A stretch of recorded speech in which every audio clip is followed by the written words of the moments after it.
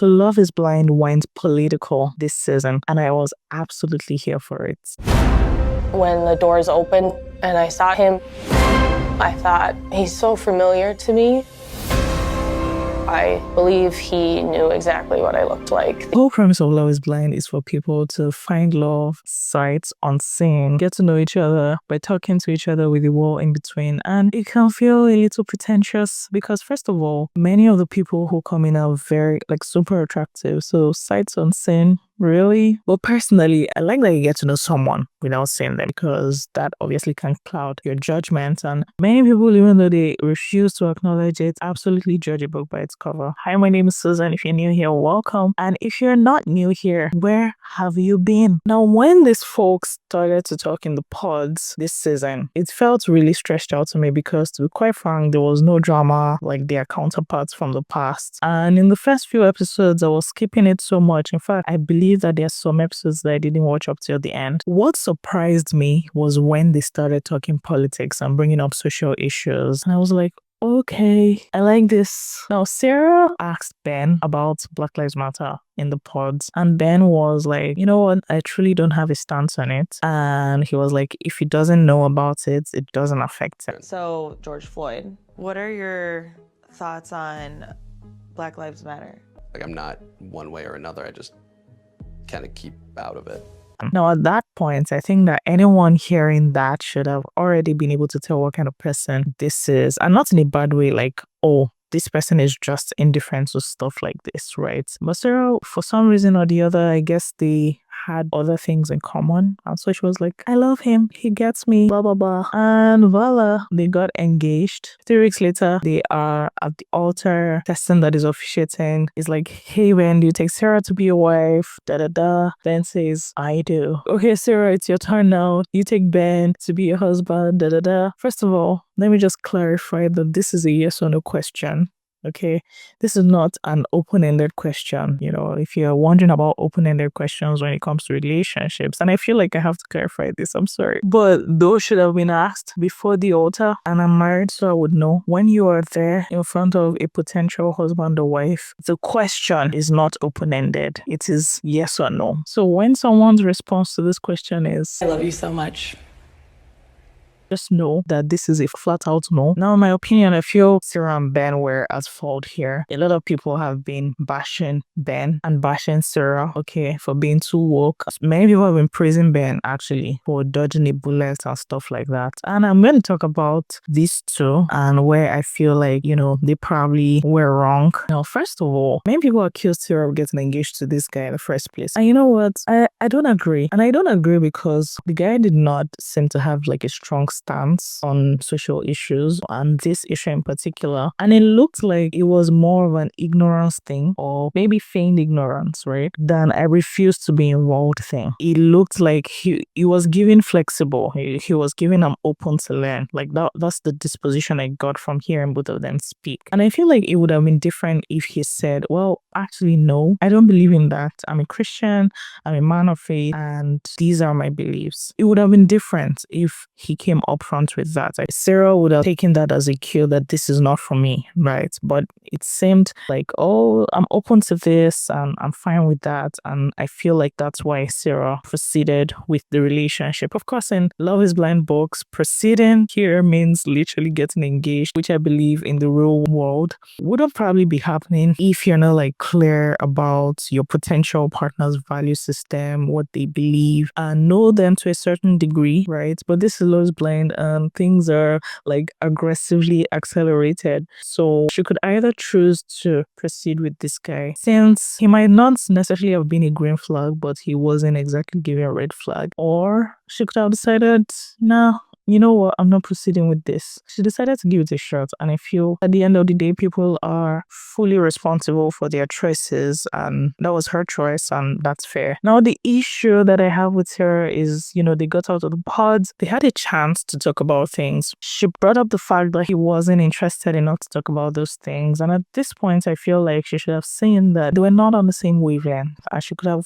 you know, walked away. She probably shouldn't have waited to get to the altar to do this. And of course, I hear some sometimes that Love is Blind makes them do this instead of not trying out for a wedding at all. So that could have been a, logistics thing. But if that wasn't the case, I feel like she just shouldn't have proceeded. Now, I'm going to give a thumbs up to Sarah because I feel like she was clear. I don't necessarily 100% agree with everything that Sarah said, but I feel like she was pretty clear about the things that she believes. She wasn't beating about the bush for the sake of being in a relationship, which, a lot of people, and I feel like a lot of women, would be very likely to do for the sake of just finding a partner and being with someone. They push their beliefs, their value systems, which is very important in our day and age today, push it to the background. And I feel like Sarah was quite, forthcoming about it. Of course, it might be convenient because they're woke opinions and many people hardly criticize woke opinions, to be honest. So it is not necessarily a bold thing to be, I guess, forthcoming and articulate about those opinions. But I like that Sarah was clear, okay? There wasn't any confusion about the things that she believes. Ben at any point could not say that he wasn't sure, right? He knew and was willing to accept her with her beliefs. I'm not religious. I was raised Catholic.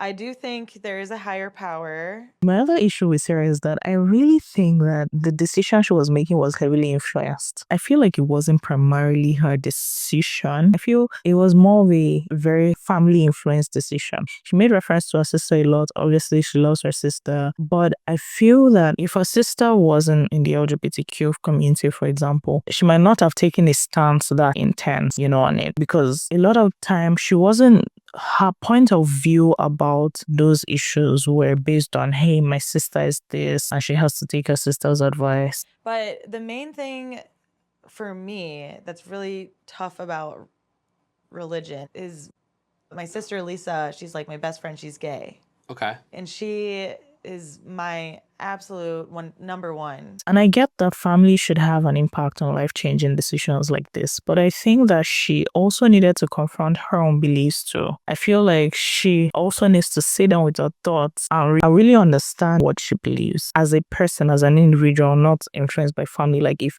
you were to be taken out of that space today, what do you truly think about the situations? I didn't feel like she was really sure of some of the things that she came to believe, to be honest, but that's just my opinion. I recall someone comment on the fact that if Ben was more attractive, it wouldn't have mattered that much. I don't really think so because I feel like Sarah is the kind of person that is, that trusts her family a lot, which I think is a really good trait because that's where she was raised from. She trusts them and she values their opinion, and that's a good thing. I don't think anyone that is getting married should not be factoring their family's opinion.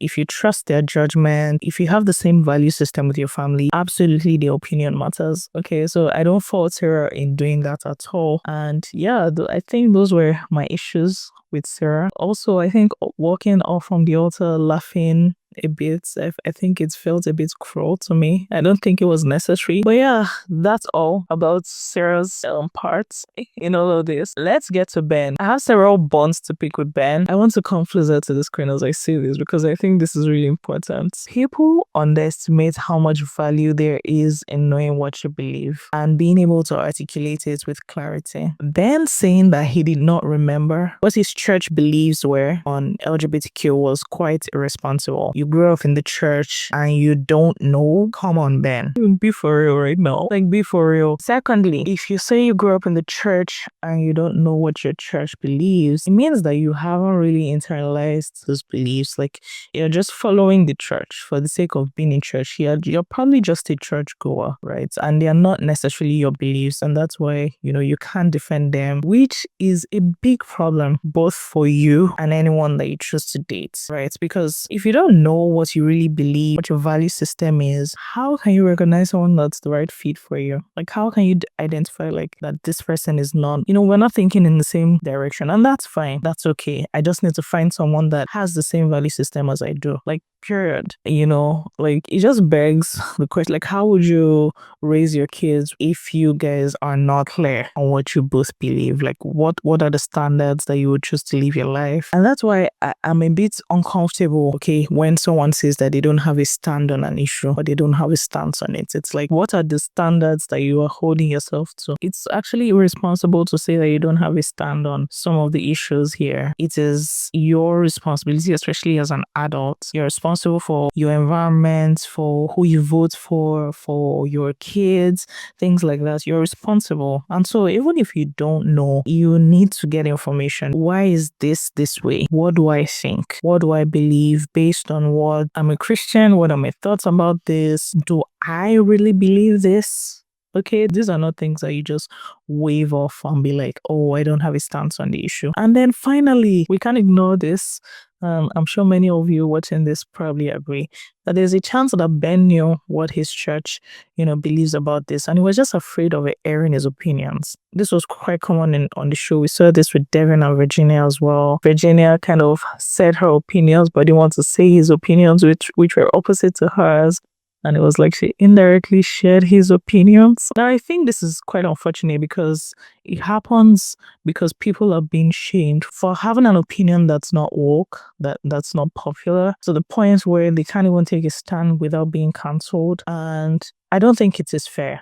I think that even if an opinion is not popular, people should still be able to say what they feel. And I think it's just healthy, really, for all of us. Because if someone else has an opinion that is not the same as mine, I want to know, I want to know what your belief is so that I can tell if we're on the same wavelength or not, right? But I don't think it is okay, one, for people to be silenced, for people to shame other people for having an opinion that is not theirs or that is not similar to theirs. And two, it is not okay for you not to speak even if your opinion is not popular, or you to deceive people into thinking that you don't have an opinion when you truly do, or you don't have a stance on an issue when you truly do, right? Because at the end of the day, what this causes is confusion. You get with someone that you think you guys are on the same wavelength, as Sara puts it, and then you discover that you guys actually don't believe the same things. Let's not shame people for having an opinion that's not popular or that's not yours. This was heavily reflected on this show and in this season. A lot of people were quiet. They chose not to take a stand in public. They chose, I don't really know much about that stuff. Well, we kind of think you do, but you just don't want to share it. And we don't blame you because people are cancelled for literally doing this. Yeah. These are my thoughts about the Sara and Ben situation. Let me know what you guys thought of this. Thank you for watching this video. By the way, if you're new here, again, welcome. My name is Susan. I do a lot of TV show and movie reviews that I enjoy. So feel free to check out my movie review playlist here. Thank you for taking out time of your very, very, very busy day to listen to me rant about Sara and Ben on Love is Blind. I appreciate it because you could literally be doing any other thing, but you decided to stay here. So thank you. I really, really appreciate it. Don't forget to subscribe and like this video if you enjoyed it, and I will see you on the next video. Bye.